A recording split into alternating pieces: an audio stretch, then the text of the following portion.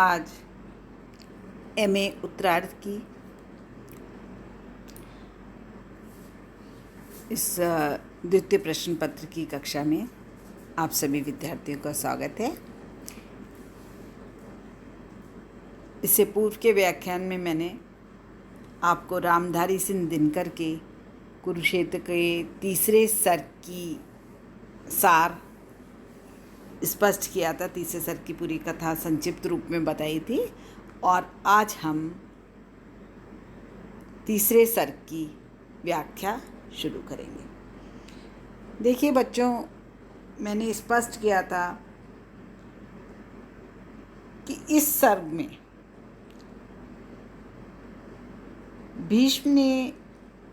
भीष्म पितामह ने युधिष्ठिर की दो शंकाओं का समाधान किया है, युद्ध और शांति। युधिष्ठिर की धारणा है कि उनके कारण ही महाभारत का युद्ध हुआ। अपने आप को स्वयं को ही युधिष्ठिर इस युद्ध के लिए उत्तरदायी मानते हैं और इस युद्ध से देश की समग्र शांति सुहा हो गई। लेकिन भीष्म पितामह के पास जब वो इस शंका को लेकर जाते हैं तो भीष्म पितामह इसका समाधान करते हैं और कहते हैं कि महाभारत उनके कारण नहीं हुआ है, बल्कि महाभारत का युद्ध कुछ सामाजिक तत्व ऐसे थे जिनकी प्रतिक्रिया स्वरूप इस युद्ध का होना अनिवार्य हो गया था। भीष्म पितामह बताते हैं कि अपनी कृत्रिम शांति के लिए अपनी नीति कुशलता से कुछ व्यक्ति सत्ता की बागडोर अपने हाथ में ले लेते हैं और शासित वर्ग का खून चूसने लगते हैं। ऊपर से तो बच्चों ये लोग जो होते हैं, ये देखिए, शांति का ढिंढोरा पीटते हैं कि हम शांति स्थापित कर रहे हैं, शांतिपूर्वक राज कर रहे हैं, परंतु वास्तविक शांति नहीं होती है। वास्तविकता में इसमें विद्रोह और क्रांति के बीज निहित होते हैं जो समय पाकर विस्फोटक बन जाते हैं और इसी स्थिति को भीष्म पितामह ने महाभारत का कारण बताया है। और साथ ही युधिष्ठिर को ये भी स्पष्ट कराया कि सच्ची शांति की स्थापना किस प्रकार हो सकती है। न्याय को शांति का प्रथम न्यास बताया है। जिस प्रकार समाज में न्यायानुकूल कर्तव्य और अधिकारों का वितरण होगा, वहीं सच्ची शांति पनपेगी। शांति नहीं तब तक जब तक सुख भाग्य न नर का सम हो, नहीं किसी की बहुत अधिक हो, नहीं किसी को कम हो, है ना। तो इस सर्ग का जो प्रतिपाद है वो युद्ध और शांति है। अतः भावपूर्ण प्रतिपाद के अनुरूप ही इसका कला पक्ष भी बहुत प्रधान है। आज हम लोग इस सर्ग की महत्वपूर्ण व्याख्या करेंगे। देखिए, सच है सत्ता सिमट सिमट जिनके हाथों में आई, शांति भक्त व साधु पुरुष क्यों चाहे कभी लड़ाई। देखो, प्रश्नवाचक शैली है यहाँ पर।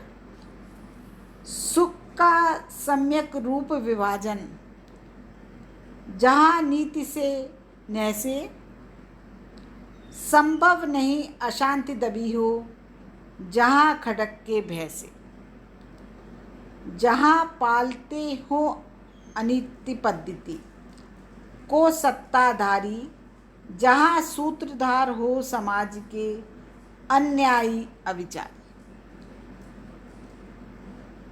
देखिए, प्रस्तुत पद में है ना, प्रस्तुत पद रामधारी सिंह दिनकर के कुरुक्षेत्र के तृतीय सर्ग से चयनित हुआ है और दूसरे सर्ग में भी धर्मराज युधिष्ठिर ने भीष्म पितामह के समक्ष ये बताया था कि युद्ध निंदनीय है,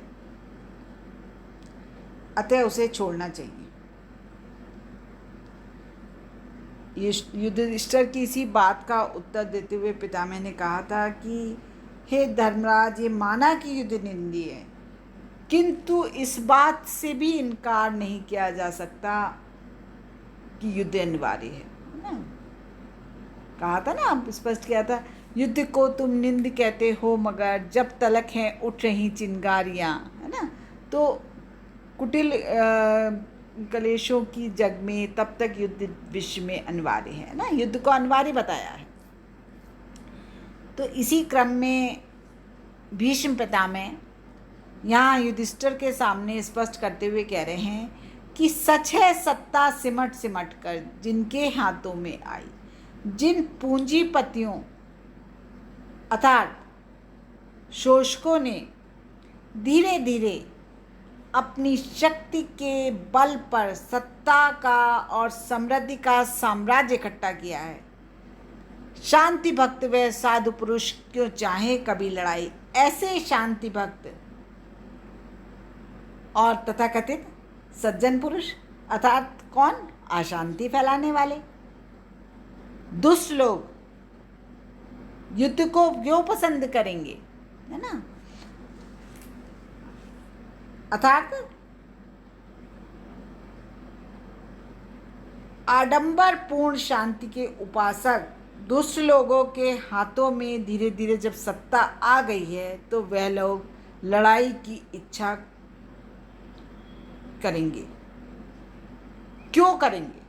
क्योंकि वे मानते हैं कि लड़ाई छिड़ जाने से उनकी सत्ता डगमगा जाएगी और भौतिक सुखों की जिस अपार राशि में वह ऐश्वर्यपूर्वक अपने जीवन को व्यतीत कर रहे हैं उस राशि से वह वंचित हो जाएंगे। इसलिए वह ऊपर से सदैव ही शांति का ढोल पीटते रहते हैं, है ना। ऊपर से दिखाते हैं कि हमें युद्ध शांति से रह रहे हैं, शांति जानते हैं। सुख का सम्यक रूप विभाजन जहाँ नीति से न्याय से, और कवि ने स्पष्ट किया है कि जहाँ पर सुख और शांति का उचित विभाजन नीति और न्याय के आधार पर नहीं होता है, अर्थात संभव नहीं हो पाता, संभव नहीं, अशांति तभी हो जहाँ खटक के भय से, और जहाँ सच्ची शांति नहीं रह पाती है, विशेषकर उस समाज में जहाँ पर लोग तलवार के बल पर लोगों को भय दिखाते हुए शांति स्थापित करना चाहते हैं, जहाँ खटक के भय से, जहाँ तलवार के डर पर लोगों को डराकर शांति स्थापित करना चाहते हैं। जिस समाज में न्याय और नम्रता से सुख का सही ढंग से बंटवारा नहीं होता, वहाँ अशांति तलवार के डर से दबी रहती है। जहाँ पालते हो अनीति पद्धति, कवि कहता है कि जिस समाज में सत्ताधारी लोग अनीति और अन्याय के आधार पर अपना शासन चलाते हैं, और जहाँ सूत्रधार हो समाज के, और जिस समाज के सूत्रधार लोग केवल अन्यायी होते हैं, अन्यायी अविचारी अर्थात बुरे विचारों वाले होते हैं, वहाँ सुख और शांति का साम्राज्य कैसे स्थापित हो सकता है। देखिए, इस अवतरण में कवि ने पूंजीपतियों की मनोवृत्ति, शोषकों के व्यवहार और उनके अत्याचारों का वर्णन किया है। सच्ची शांति की स्थापना के लिए नीति और न्याय के मार्ग को आवश्यक बताया है। भाषा में प्रभाव है, शैली में स्पष्टता है, और प्रश्नोत्तर शैली में यहाँ पर कवि ने स्वयं ही प्रश्न करा है और उसका उत्तर दिया है। आगे देखिए, तुम विषण हो समझ हुआ जगदा कि तुम्हारे कर से तुम्हारे कर से सोचो तो क्या अग्नि समर की बरसी थी अंबर से, अथवा अकस्मात मिट्टी से फूटी थी ये ज्वाला, या मंत्रों के बल से जन्मी थी ये शिखा कराला। कुरुक्षेत्र के पूर्व नहीं क्या समर लगा था चलने, प्रतिहिंसा का दीप भयानक हृदय हृदय में बलने, है ना। तो इसमें देखिए भीष्म पितामह महाभारत के पूर्व की स्थिति का उल्लेख करते हुए युधिष्ठिर को समझाते हुए कहते हैं कि अपने को महाभारत के विनाश का कारण समझकर, विषण कहते हैं दुखी, स्वयं को महाभारत के विनाश का कारण समझकर दुखी हो रहे हो, ये ठीक नहीं है।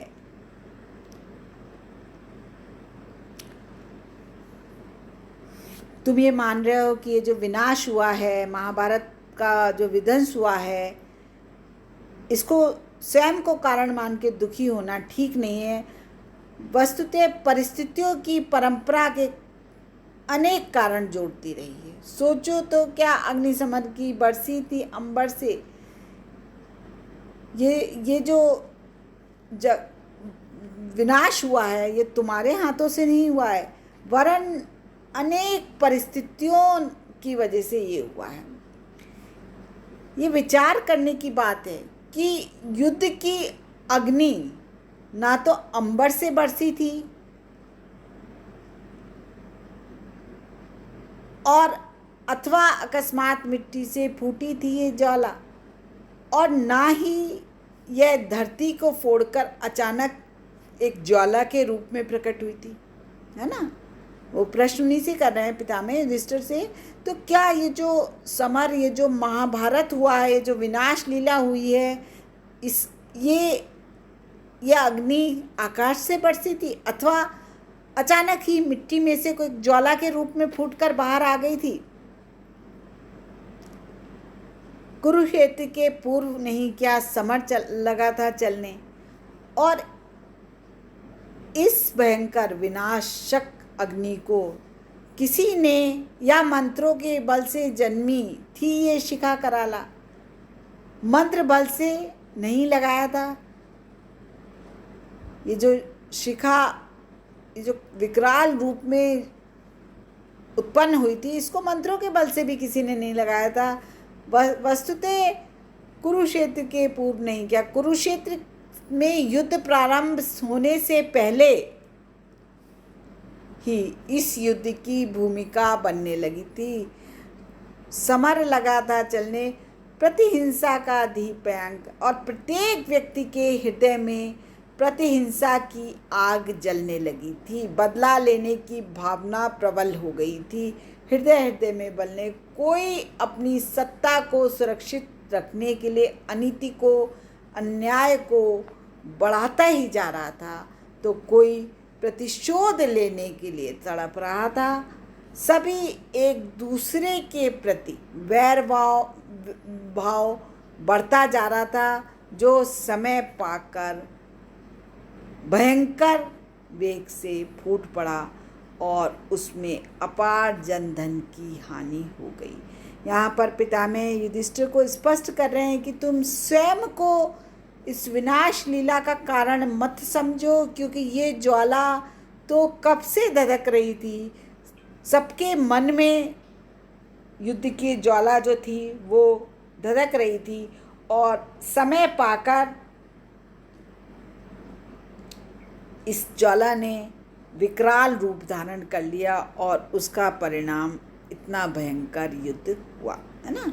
यहाँ पर जीवन के सत्य को कवि ने प्रतिपादित किया है भीष्म पितामह के शब्दों में, क्योंकि अत्याचार और अन्याय की एक सीमा होती है। जब तक समाज उसको सहन करता रहता है तब तक जो शासक होता है वो शोषित के ऊपर अत्याचार करता रहता है, परंतु जब विद्रोह की अग्नि जलती है तो उस अग्नि में सर्वस्व सब जलकर राख हो जाता है ना।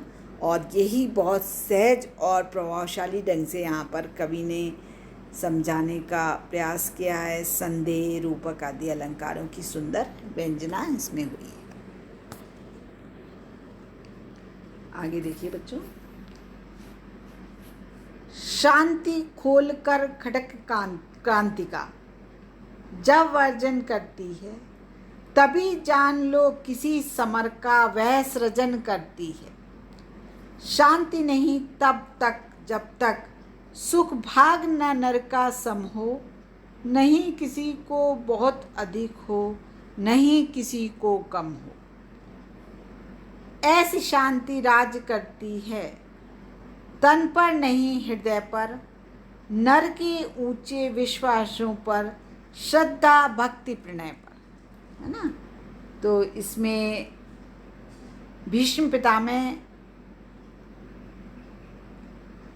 के जन्म और उनके विकास के कारणों पर प्रकाश डाल रहे हैं। युद्ध के जन्म और उनके विकास के कारणों पर वे कहते हैं कि जब तक शांति क्रांति की तलवार लेकर अत्याचारियों को अत्याचार से रोकने लगती, शांति खोलकर खटक क्रांति का जब वर्जन करती है। देखिए यहाँ पर स्पष्ट किया है कि वर्जन माने मना करना, है ना।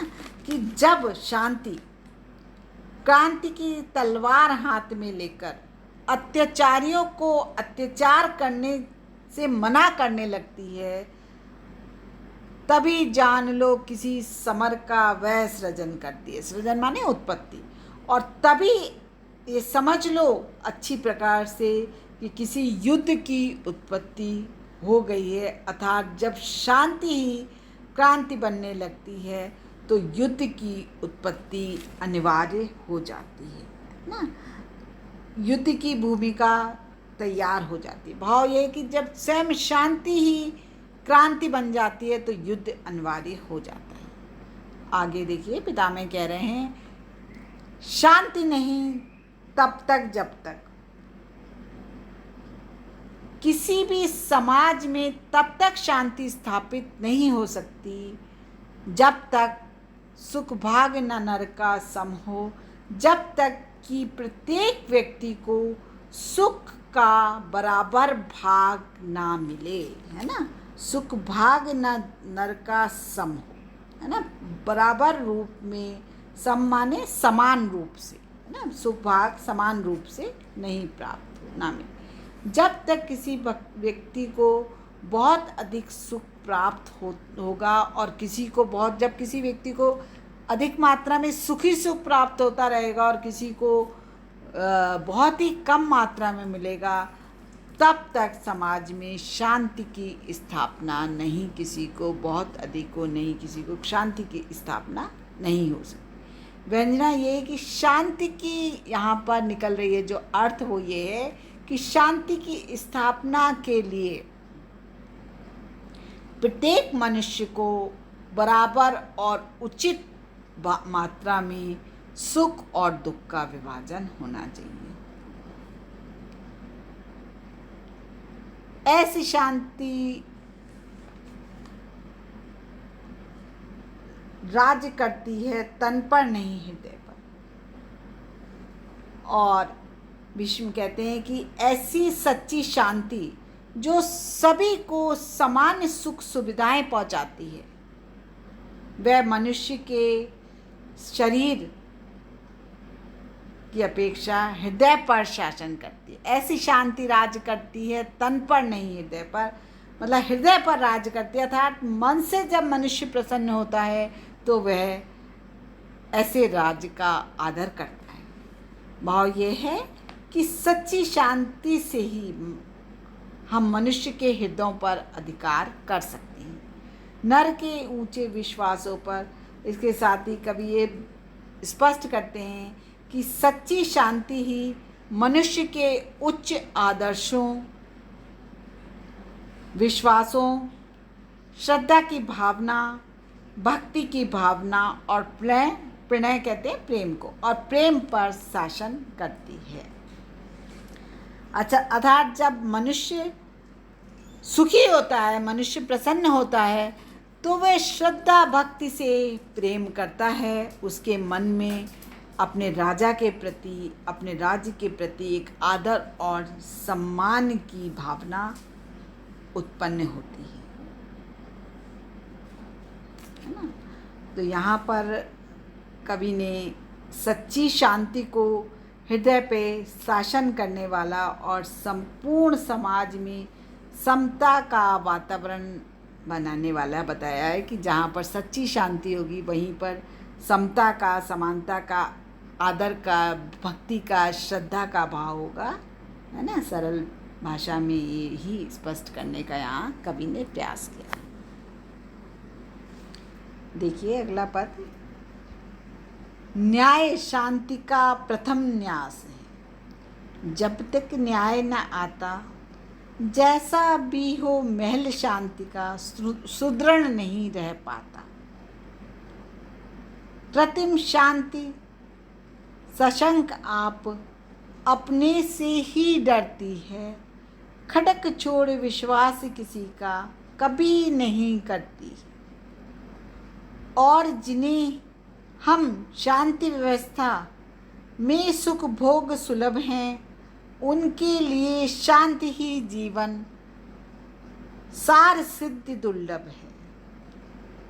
पर जिनकी अस्थियां चबाकर शोणित पीकर तन का जीती है ये शांति दाह, समझो कुछ उनके मन का। इसमें कवि ने न्याय शांति स्थापित करने की, न्याय को पहली सीढ़ी बताया है कि जब तक न्याय शांति का प्रथम न्यास है, न्यास माने सीढ़ी, न्याय शांति स्थापित करने की पहली सीढ़ी है। और जब तक न्याय न आता, कवि ने स्पष्ट किया है कि जब तक समाज में न्याय का प्रसार नहीं होता, जैसा भी हो महल शांति का, चाहे कैसा भी महल हो शांति का, कितना भी मजबूत सुदृढ़ नहीं रह पाता, कितना भी मजबूत महल हो वह मजबूती के साथ खड़ा नहीं रह पाता। अर्थात स्थायी शांति के लिए न्याय का होना आवश्यक है। शांति का महल मजबूती से खड़ा नहीं हो सकता जब तक कि समाज में न्याय ना हो। अर्थात कवि ने यहाँ पर न्याय को शांति की स्थापना की आवश्यकता माना है, उसको शांति स्थापना के लिए पहली सीढ़ी माना है। कृत्रिम शांति सशंक आप अपने से ही डरती है। कवि ने स्पष्ट किया है, पितामह के माध्यम से युधिष्ठिर को समझा रहे हैं कि कृत्रिम शांति, जो बनावटी शांति होती है, दिखावटी शांति होती है, वो शंका युक्त होकर स्वयं अपने आप से ही डरने लगती है। खटक छोड़ विश्वास किसी का, उसे केवल तलवार की शांति का ही भरोसा होता है। यही कारण है कि कृत्रिम शांति तलवार के अतिरिक्त किसी और साधन का विश्वास नहीं करती। और जिन्हें इस शांति व्यवस्था और जिन व्यक्तियों को इस बनावटी शांति व्यवस्था में सुख प्राप्त है, और जिन्हें इस शांति व्यवस्था में सुख भोग सुलभ है, जिनको ऐसी शांति व्यवस्था में सुख भोग प्राप्त है, उनके लिए शांति ही जीवन सार सिद्ध दुर्लभ है। उनके लिए यही शांति जीवन का सार तत्व है। और कठिनाई से उपलब्ध होने वाली सिद्धि कहलाती है ना। ऐसे व्यक्तियों के लिए बनावटी और शंकाकुल होकर स्वयं ही अपने से डरते और उनके लिए केवल तलवार का ही भरोसा रहता है ना। और किंतु जिन कहते हैं ना, और जिन्हें, है ना, मतलब जिन हड्डियों को चबाकर, नहीं ये तो आ गया, और जिन्हें इस शांति व्यवस्था में सुख भोग सुलभ है, अर्थात कृत्रिम शांति व्यवस्था की आधारशिला तलवार पर बल होता है, व्यक्ति के हृदय में विश्वास उठ जाता है।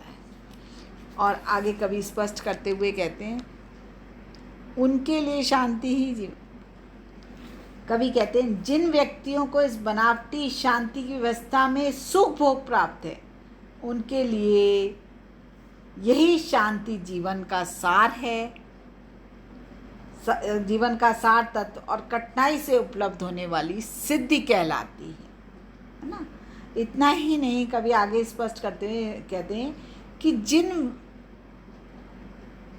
जिनकी अस्थियां चबाकर, जिन व्यक्तियों की हड्डियों को चबाकर शोणित पीकर तन का, और जिनके शरीर का लहू पीकर कृत्रिम शांति की स्थापना होती है, जीती है ये शांति। कौन सी शांति? दिखावटी शांति बच्चों, कृत्रिम शांति की स्थापना होती है। तो उन व्यक्तियों के हृदय की वेदना को भी अनुभव करना चाहिए। कहने का तात्पर्य सबको कुछ उनके मन का।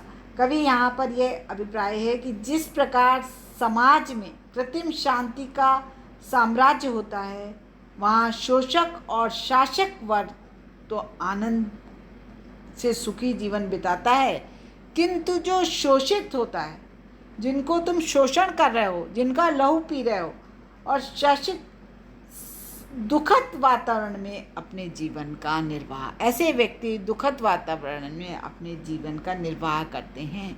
तो ऐसे अशांति धारकों को,